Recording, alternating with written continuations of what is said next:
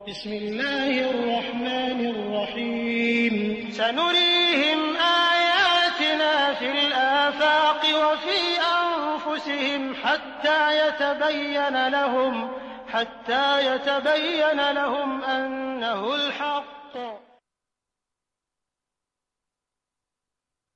الحمد للہ رب العالمین والصلاة والسلام علی رسولہ الکریم وصحبہ اجمعین، اما بعد، فاعوذ باللہ من الشیطان الرجیم، بسم اللہ الرحمن الرحیم۔ سنریہم آیاتنا فی الآفاق وفی انفسہم حتی یتبین لہم انہ الحق، صدق اللہ العظیم۔ رب اشرح لی صدری ویسر لی امری واحلل عقدۃ من لسانی یفقہوا قولی، آمین یا رب العالمین۔ محترم ناظرین، اس سے پچھلے 2 پروگراموں میں ہم اس بات پہ غور کر چکے ہیں کہ قرآن مجید بنیادی طور پر کتاب ہدایت ہے، جو تمام بنو انسانی کی ہدایت کے لیے نازل کی گئی ہے۔ اس کے ساتھ ساتھ قرآن مجید میں مختلف سائنٹیفک فیکٹس کی طرف اشارات بھی موجود ہیں۔ قرآن نے یہ سائنسی حقائق نہایت اختصار اور جامعیت کے ساتھ آج سے 1400 سال پہلے بیان کر دیے۔ قرآن مجید کے اندر جتنے بھی فنومنا آف دی نیچر ہیں، اللہ تعالیٰ انہیں اپنی نشانیاں قرار دیتا ہے۔ اس کے لیے میں نے آپ کو سورہ البقرہ کی آیت نمبر 164، سورہ آل عمران کی آیت نمبر 190 اور سورۃ الجاثیہ کی آیت نمبر 1 سے 5 کے حوالے دیے تھے۔ نشانیاں ناظرین وہ ہوتی ہیں جس کو دیکھ کے آپ کو کوئی یاد آ جائے۔ جتنے بھی فنومنا آف دی نیچر ہیں، اللہ تعالیٰ ان کو اسی معنوں میں اپنی نشانیاں قرار دیتا ہے کہ ان کو دیکھ کے آپ کو اپنا خالق، اپنا مالک یاد آ جانا چاہیے۔ اس مقصد کے حصول کے لیے قرآن مجید اپنے پڑھنے والے کو بار بار ان آیات پہ، ان نشانیوں پہ گہرا غور و فکر کی دعوت بھی دیتا ہے۔ اس کے لیے میں نے آپ کو سورہ انعام کی آیت نمبر 99، سورہ قاف کی آیت نمبر 6 سے 10، سورہ ملک کی آیت نمبر 3 اور 4، سورۃ الغاشیہ کی آیت نمبر 17 سے 20 اور سورہ طارق کی آیت نمبر 5 کے حوالے دیے تھے۔ چنانچہ اسی مشاہدے، غور و فکر کے طریقے اور اس کی حکمت کو سمجھنے کا نام آج کے دور میں سائنس ہے۔ غرض کہ ہم یوں کہہ سکتے ہیں کہ قرآن مجید سائنس اور اس کی تمام میجر فیلڈز کا علم حاصل کرنے کی حوصلہ افزائی کرتا ہے۔ پھر ہم نے احادیث میں دیکھا کہ علم حاصل کرنے کی ترغیب کس طریقے سے آئی ہے، اور ساتھ یہ بھی جانا کہ بہترین علم جون سا ہے وہ ہے دین کا علم، اور اس میں بھی قرآن مجید کا علم، اور اس سے کم درجے میں قرآن مجید سائنس کا علم حاصل کرنے کی بھی حوصلہ افزائی کرتا ہے، وہ اسے ڈسکریج نہیں کرتا۔ پھر ہم نے دیکھا کہ ایک شخص عقل سلیم اور فطرت سلیم کی روشنی میں جب ان آیات پہ غور کرتا چلا جائے گا تو اس پہ یہ بات عیاں ہو جائے گی کہ یہ کسی بہت ہی زبردست قدرت والی ہستی نے یہ سارے کام کیے ہیں، اور وہ اپنے مالک کو پہچان لے گا ان کے ذریعے سے۔ اور وہ ایسے تمام لوگ جو اول تو ان آیات پہ غور ہی نہیں کرتے، اور اگر غور کریں بھی تو اس کے ذریعے سے اپنے مالک کو نہیں پہچانتے، تو اللہ تعالیٰ قرآن مجید میں ان کو مختلف انداز سے جھنجھوڑتا ہے کہ شاید ان کی آنکھیں کھلیں اور یہ اپنے رب کی طرف رجوع کریں۔ اس کے لیے میں نے آپ کو سورہ واقعہ کی آیات کے حوالے دیے تھے۔ پھر ہم نے یہ دیکھا کہ اس سائنٹیفک ریسرچ کے نتیجے میں آہستہ آہستہ اللہ تعالیٰ کی قدرت کی نئی سے نئی نشانیاں کھلتی چلی جائیں گی، اور یہ عمل قیامت تک جاری رہے گا۔ اسی لیے میں نے اپنی ساری گفتگو کا آغاز سورہ حامیم السجدہ کی آیت نمبر 53 سے کیا تھا، جس میں اللہ تعالیٰ فرماتے ہیں کہ ہم ان قریب انہیں اپنی نشانیاں دکھائیں گے، آسمانوں میں بھی اور خود ان کی اپنی جانوں میں بھی، یہاں تک کہ ان پر یہ واضح ہو جائے گا کہ یہ قرآن مجید ہی حق ہے۔ آج سے ناظرین ہم ایک نئی بحث کا آغاز کر رہے ہیں، اور وہ یہ کہ قرآن مجید نہ صرف سائنس کا علم حاصل کرنے کی حوصلہ افزائی کرتا ہے، بلکہ کئی انداز سے اور کئی حوالوں سے یہ سائنس کی رہنمائی بھی کرتا ہے۔ میری یہ بات کچھ لوگوں کے لیے بہت حیرانی کا باعث ہوگی کہ ایک ایسی کتاب جو آج سے 1400 سال پرانی ہے، آج کی موجودہ دور کی سائنس کی رہنمائی کیسے کر سکتی ہے۔ اپنی اس بات کی وضاحت کے لیے میں آپ کو 20ویں صدی کے ایک عظیم سائنسدان کا قول سنانا چاہتا ہوں۔ البرٹ آئنسٹائن 20ویں صدی کا ایک بہت عظیم سائنسدان تھا۔ یہ 1879 میں پیدا ہوئے تھے اور 1955 میں ان کا انتقال ہوا تھا۔ 1921 میں انہیں فزکس کے لیے نوبل پرائز دیا گیا تھا۔ ان کا ایک بہت مشہور قول ہے کہ science without religion is lame, and religion without science is blind, یعنی سائنس مذہب کے بغیر لولی لنگڑی ہے اور مذہب سائنس کے بغیر اندھا ہے۔ ناظرین، اب ہم آئنسٹائن کے قول کے پہلے حصے پہ غور کرتے ہیں، جس میں وہ کہتے ہیں کہ سائنس وداؤٹ ریلیجن از لیم، کہ سائنس مذہب کے بغیر لولی لنگڑی ہے۔ اس کا کیا مطلب ہے ناظرین؟ ناظرین، ہم جس دنیا میں رہتے ہیں یہ فزیکل ورلڈ ہے۔ سائنس اپنی جتنی بھی تحقیق کرتی ہے اس کا ایک خاص طریقہ کار ہے جسے سائنٹیفک میتھڈ کہا جاتا ہے۔ اس کے کچھ سٹیپس ہوتے ہیں ناظرین۔ کسی بھی سائنٹیفک فنومینن کو سمجھنے کے لیے سب سے پہلے اس کی آبزرویشن کی جاتی ہے، یعنی اس کا مشاہدہ کیا جاتا ہے۔ پھر اس آبزرویشن کی بنیاد پہ ہائپوتھیسس بنائی جاتی ہے، یعنی بے دلیل دعویٰ۔ پھر اس ہائپوتھیسس سے منطقی طور پہ دلائل اخذ کیے جاتے ہیں، جنہیں ڈیڈکشنز کہا جاتا ہے، اور پھر ان ڈیڈکشنز کو تجربات سے ثابت کرنے کی کوشش کی جاتی ہے۔ اگر تو تجربات ان ڈیڈکشنز کو ثابت کر دیں تو پھر ہائپوتھیسس تھیوری میں تبدیل ہو جاتی ہے، اور پھر جب ساری دنیا کے سائنسدان اپنے اپنے تجربات کی روشنی میں اس تھیوری کو مان لیں تو پھر وہ ایک مصدقہ سائنسی قانون بن جاتا ہے، یعنی سائنٹیفک لا بن جاتا ہے۔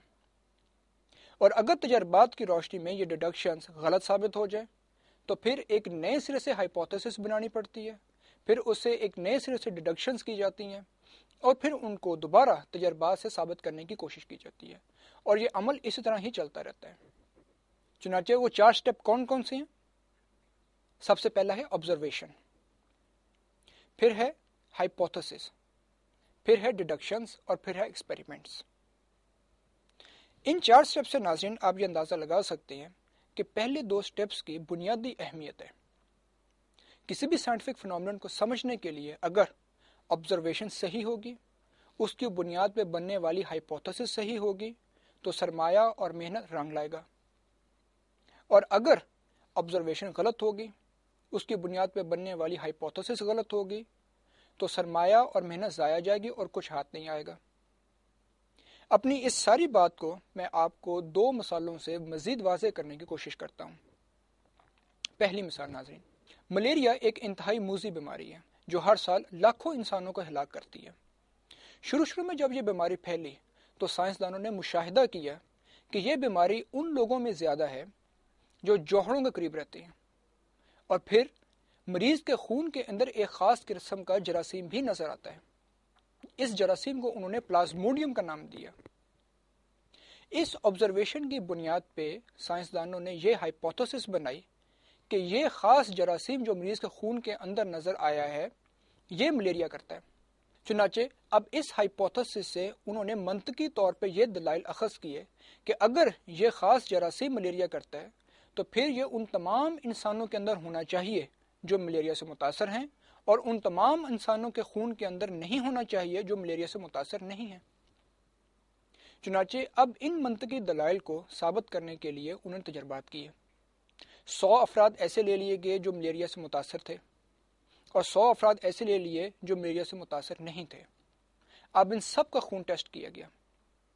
وہ تمام افراد جو ملیریا سے متاثر تھے ان کے خون کے اندر وہ خاص جراثیم جس کو انہوں نے پلازموڈیم کا نام دیا تھا وہ نظر آیا، اور وہ تمام انسان جو ملیریا سے متاثر نہیں تھے ان کے خون کے اندر یہ خاص جراثیم نظر نہیں آیا۔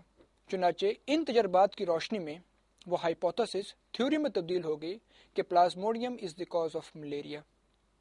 پھر ساری دنیا کے سائنسدانوں نے اپنے اپنے تجربات کی روشنی میں اسی نتیجے پہ پہنچے کہ یہ خاص جراثیم ہی ملیریا کرتا ہے۔ چونکہ اس سارے پروسیس کے اندر آبزرویشن صحیح تھی، اس کی بنیاد پہ بننے والی ہائپوتھیسس صحیح تھی، چنانچہ محنت اور سرمایہ رنگ لایا، اور پھر رفتہ رفتہ سائنسدانوں نے اسی سائنٹیفک میتھڈ کے ذریعے اس جاندار کا بھی پتہ چلا لیا جس کے ذریعے سے ملیریا پھیلتا ہے، یعنی مچھر۔ اور پھر تجرباتی طور پہ انہوں نے کئی بستیوں کے قریب جو جوہر تھے وہاں پہ مچھروں کو ہلاک کیا، جس سے حیرت انگیز طور پہ ان بستیوں کے اندر ملیریا کی پرسنٹیج بہت گر گئی، اور پھر اسی طرح سائنسدانوں نے کچھ عرصے تک ملیریا کا علاج بھی دریافت کر لیا۔ چنانچہ اس ساری مثال کے اندر آپ دیکھ سکتے ہیں کہ آبزرویشن بھی صحیح تھی اور اس کی بنیاد پہ بننے والی ہائپوتھیسس بھی صحیح تھی، اس سے سرمایہ اور محنت رنگ لایا۔ اب ہم دوسری مثال کی طرف چلتے ہیں۔ 19ویں صدی کے آغاز سے لے کے 20ویں صدی کے شروع تک بہت سے سائنسدان مادہ پرستانہ فلسفہ کے زیر اثر تھے، اور بہت سے اب بھی ہیں، بلکہ آج کے دور کے دو سب سے بڑے شرکوں میں سے ایک مادہ پرستی کا شرک ہے۔ مادہ پرستی یعنی مٹیریلزم کا بنیادی نظریہ یہ ہے کہ مادہ ہمیشہ سے ہے اور ہمیشہ رہے گا، یعنی مادے کی ایک ایبسولوٹ ایگزسٹنس ہے۔ اسی نظریے کے تحت سائنسدانوں نے کائنات کا مشاہدہ کیا اور یہ ہائپوتھیسس بنائی، یہ بے دلیل دعویٰ بنایا کہ یہ کائنات ہمیشہ سے ہے اور ہمیشہ رہے گی۔ اب اس ہائپوتھیسس سے، بے دلیل دعویٰ سے، انہوں نے یہ ڈیڈکشن اخذ کی کہ چونکہ یہ کائنات ہمیشہ سے ہے اور ہمیشہ رہے گی، چنانچہ اس کائنات کا کوئی آغاز نہیں ہونا چاہیے اور نہ ہی اس کا کوئی اختتام ہونا چاہیے۔ اب اس بات کو انہوں نے تجربات سے ثابت کرنے کی کوشش کی، لیکن ناظرین، سائنسدانوں کی ساری عمر گزر گئی لیکن وہ اس بات کو ثابت نہ کر سکے۔ الٹا جب بھی وہ کوئی تجربہ کرتے، انہیں یہ پتہ چلتا کہ اس کائنات کا لازماً کوئی آغاز تھا اور ایک دن اس کائنات کا لازماً اختتام بھی ہو جائے گا۔ آج سائنس ہمیں بتاتی ہے کہ یہ کائنات ایک خاص وقت میں ایک بہت عظیم دھماکے کے نتیجے میں وجود میں آئی، جسے بگ بینگ کہا جاتا ہے، اور second law of thermo dynamics کی روح سے یہ بات بھی ثابت ہو چکی ہے کہ اس کائنات کا لازماً ایک دن اختتام ہو جائے گا۔ ناظرین، یہ دونوں باتیں قرآن مجید سے ثابت ہیں۔ قرآن مجید کے مطابق بھی یہ کائنات ایک خاص وقت میں تخلیق کی گئی اور ایک خاص وقت میں اس کا اختتام ہو جائے گا۔ چنانچہ کائنات کی تخلیق کے ضمن میں قرآن مجید کبھی یہ الفاظ استعمال کرتا ہے، مثلا خلق السماوات والارض، کبھی یہ الفاظ استعمال کرتا ہے فاطر السماوات والارض، اور کبھی بدیع السماوات والارض کے الفاظ استعمال کرتا ہے۔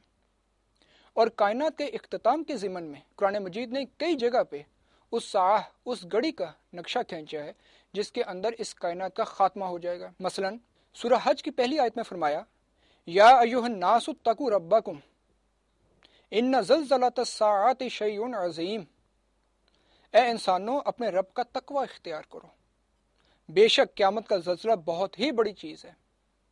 اسی طرح سورہ رحمان کی آیت نمبر 37 میں فرمایا، فَإِذَا انشَقَّتِ السَّمَاءُ فَكَانَتْ وَرْدَةً كَالدِّهَانِ، پس جس دن آسمان پھٹ کر سرخ ہو جائے گا جیسے سرخ چمڑا۔ سورہ قیامہ کی آیت نمبر 7، 8 اور 9 میں فرمایا، فَإِذَا بَرِقَ الْبَصَرُ وَخَسَفَ الْقَمَرُ وَجُمِعَ الشَّمْسُ وَالْقَمَرُ، جب نگاہ پتھرا جائے گی اور چاند بے نور ہو جائے گا اور سورج اور چاند جمع کر دیے جائیں گے۔ سورہ قاریہ کی آیت نمبر 1 سے 5 میں فرمایا، القاریۃ ما القاریہ وما ادراک ما القاریہ یوم یکون الناس کالفراش المبثوث وتکون الجبال کالعہن المنفوش، فرمایا کھڑکھڑانے والی، اور وہ کیا ہے کھڑکھڑانے والی، اور تجھے کیا معلوم کہ وہ کھڑکھڑانے والی کیا ہے؟ جس دن انسان بکھرے ہوئے پروانوں کی طرح ہو جائیں گے اور پہاڑ دھنی ہوئی رنگین اون کی طرح ہو جائیں گے۔ اسی طرح قرآن مجید میں اس ساعہ یعنی اس گھڑی کے کئی نام آئے ہیں، مثلا القاریہ جس کی میں نے ابھی آپ کو تلاوت کر کے سنائی، اسی طرح الطامہ، الصاخہ، الغاشیہ، الساعہ، الواقعہ وغیرہ وغیرہ۔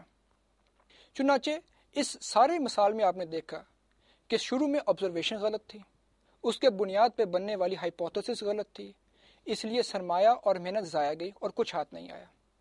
قرآن مجید سائنس کی رہنمائی انہی معنوں میں کرتا ہے کہ وہ سائنس کو تجربات اور تحقیقات کے لیے ایک مضبوط دلیل فراہم کرتا ہے، اور آئنسٹائن کے قول کے پہلے حصے کا بھی یہی مطلب ہے کہ اگر سائنس ایک سچے مذہب کی فراہم کردہ معلومات کے بغیر تحقیق کرے گی تو بے نتیجہ رہے گی۔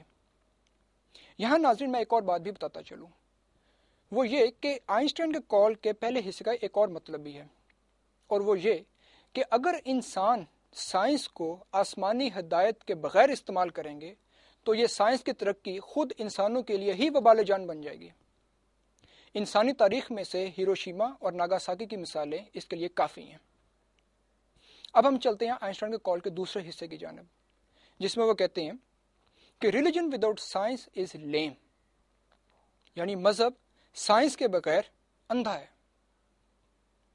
آئنسٹائن کے قول کے اس حصے کا یہ مطلب ہے کہ وہ مذہب جو نہ تو سائنس کا علم حاصل کرنے کی حوصلہ افزائی کرے، نہ سائنس کو تحقیقات اور تجربات کے لیے مضبوط دلیل فراہم کرے، اور نہ اسٹیبلشڈ سائنٹیفک فیکٹس کی تصدیق کرے، وہ مذہب ہی اندھا ہے، وہ مذہب ہی جھوٹا ہے۔ وہ مذہب کسی انسان کو آخرت میں کامیابی نہیں دلوا سکتا، کیونکہ واحد مذہبی کتاب قرآن مجید ہے جو نہ صرف سائنس کا علم حاصل کرنے کی حوصلہ افزائی کرتی ہے، سائنس کو تحقیقات اور تجربات کے لیے مضبوط دلیل فراہم کرتی ہے، بلکہ آج تک معلوم ہونے والے بڑے بڑے اسٹیبلشڈ سائنٹیفک فیکٹس کی تصدیق بھی کرتی ہے۔ اس کی گواہی دی ڈاکٹر مورس بوکائی نے، ڈاکٹر کیتھل مور نے، ڈاکٹر مارشل جونز نے، ڈاکٹر درگا راؤ نے، اور ایک لمبی لسٹ ہے سائنٹسٹ کی جس میں انہوں نے اس بات کی گواہی دی ہے۔ The only religion on the face of this earth which conciliates with science is Islam۔ اب میں آپ کو قرآن مجید کے بیان کردہ چند سائنسی معجزوں کا حوالہ دوں گا۔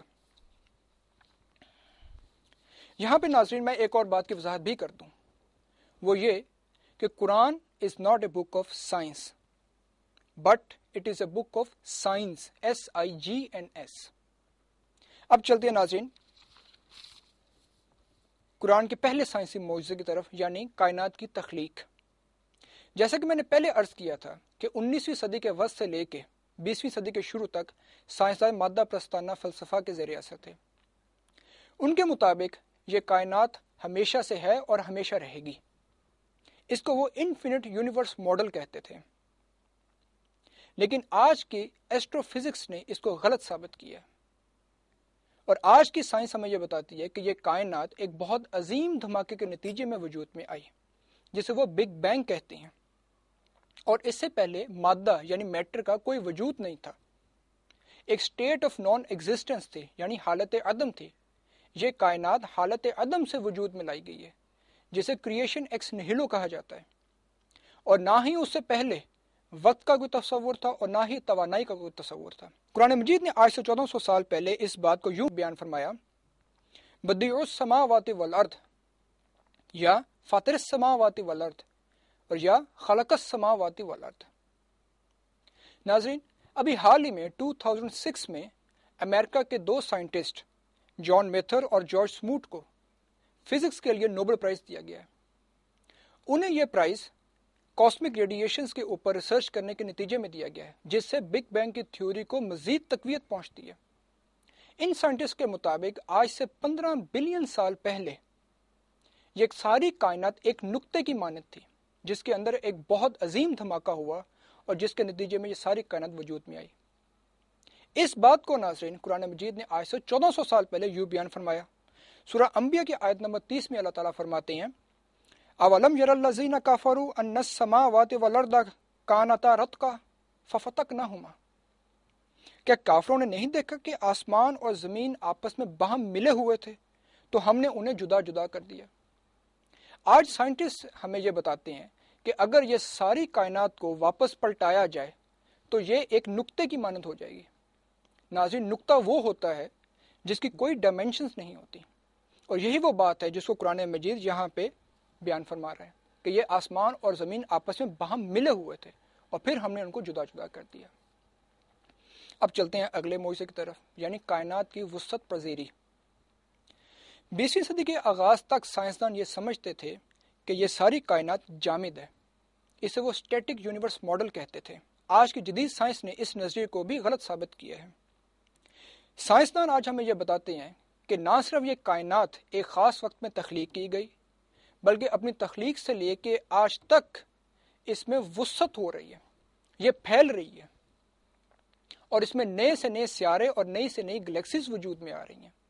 اس بات کو قرآن مجید نے سورہ زاریات کی آیت نمبر 47 میں یوں فرمایا، وَالسَّمَاءَ بَنَيْنَاهَا بِأَيْدٍ وَإِنَّا لَمُوسِعُونَ، اور آسمانوں کو ہم ہی نے اپنے ہاتھوں سے بنایا ہے اور ہم ہی اس سے وسعت دے رہے ہیں۔ آگے چلیے تیسرے سائنسی معجزے کی طرف، یعنی مدار۔ انسان پر ایک دور ایسا گزرا جب وہ یہ سمجھتا تھا کہ ساری کائنات کا مرکز یہ زمین ہے اور یہ سارے سیارے اس کے گرد گھومتے ہیں۔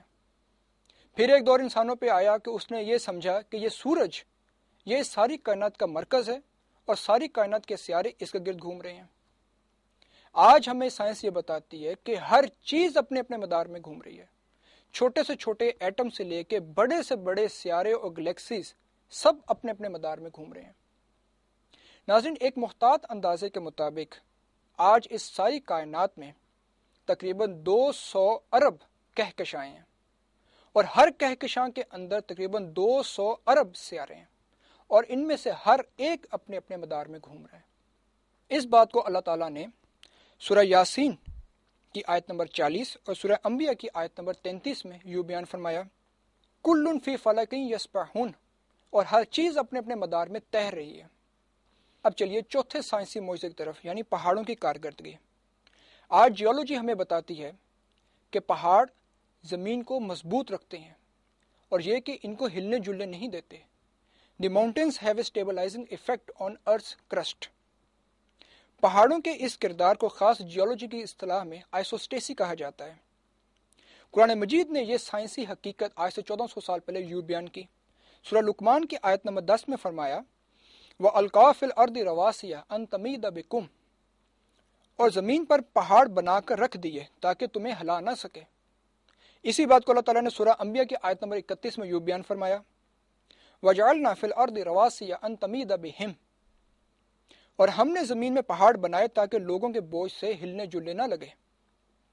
پہاڑوں کے بارے میں ناظرین ایک اور بات بھی قابل ذکر ہے، اور وہ یہ کہ جتنا پہاڑ زمین کے اوپر نظر آتا ہے تقریباً اتنا ہی پہاڑ زمین کے اندر بھی ہوتا ہے، یعنی وہ میخ کی طرح ہوتا ہے۔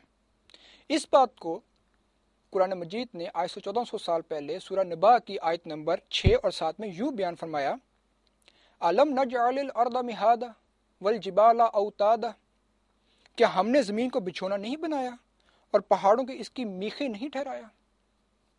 اب چلتے ہیں 5ویں سائنسی معجزے کی طرف، یعنی دریاؤں کا آپس میں نہ ملنا۔ ناظرین، بحری ماہر جغرافیہ یعنی اوشینوگرافرز آج ہمیں یہ بات بتاتے ہیں کہ اگر 2 دریاؤں کا پانی آپس میں مل جائے یا 2 سمندروں کا پانی اگر آپس میں مل جائے تو یہ پانی آپس میں گڑبڑ نہیں ہوتا۔ اس کی وجہ یہ ہوتی ہے کہ دونوں پانیوں کی کثافت یعنی ڈینسٹی وہ مختلف ہوتی ہے، جس کی وجہ سے ان دونوں کے درمیان ایک نہ نظر آنے والا بیریئر قائم ہو جاتا ہے۔ چنانچہ اللہ تعالیٰ سورہ رحمان کی آیت نمبر 19 اور 20 میں فرماتے ہیں، مرج البحرین یلتقیان بینہما برزخ لا یبغیان، اسی نے 2 دریا رواں کیے جو آپس میں ملتے ہیں، ان دونوں کے درمیان ایک آڑ ہے جس سے وہ تجاوز نہیں کر سکتے۔ اور یہی بات سورہ فرقان کی آیت نمبر 53 اور سورہ نمل کی آیت نمبر 61 میں بھی بیان فرمائی۔ محترم ناظرین، اب تک کی کل بحث کا حاصل یہ ہے کہ قرآن مجید بنیادی طور پر کتاب ہدایت ہے جو تمام بڑے نوع انسانی کی ہدایت کے لیے نازل کی گئی، اور یہ کہ قرآن مجید نہ صرف سائنس کا علم حاصل کرنے کی حوصلہ افزائی کرتا ہے بلکہ سائنس کو تجربات و تحقیقات کے لیے مضبوط دلیل بھی فراہم کرتا ہے، اور آج تک جتنے بھی اسٹیبلشڈ سائنٹیفک فیکٹس ہیں ان سب کی تصدیق بھی کرتا ہے۔ انشاءاللہ تعالیٰ اگلے پروگرام میں میں قرآن اور میڈیکل سائنس کے موضوع پہ کچھ عرض کروں گا۔ وآخر دعوانا ان الحمد للہ رب العالمین۔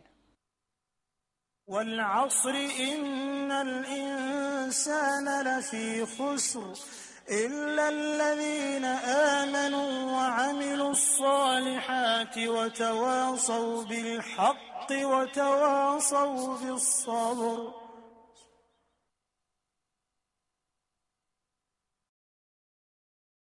حدیث نبوی صلی اللہ علیہ وآلہ وسلم۔ یقیناً اللہ تعالیٰ مصیبتوں سے تمہاری آزمائش کریں گے، حالانکہ اسے خوب معلوم ہے جس طرح تم میں سے کوئی سونے کو آگ پر تپا کر آزماتا ہے، تو تم میں سے کچھ تو خالص سونے کی طرح نکلیں گے، یہ لوگ ہوں گے جن کو اللہ تعالیٰ نے گناہوں سے بچایا، اور کچھ لوگ ایسے نکلیں گے جیسے کالا سونا، وہ سونا جس کے ساتھ گند ملا ہوا ہو، یہ وہ لوگ ہوں گے جو فتنوں میں پڑ گئے ہوں گے۔